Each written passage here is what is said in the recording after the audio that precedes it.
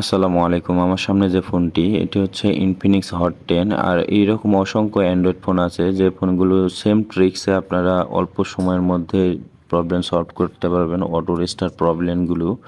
তো পুরো ভিডিওটি স্কিপ না করে দেখবেন এবং ভিডিওটি যদি ভালো লাগে বন্ধুদের সঙ্গে শেয়ার করবেন।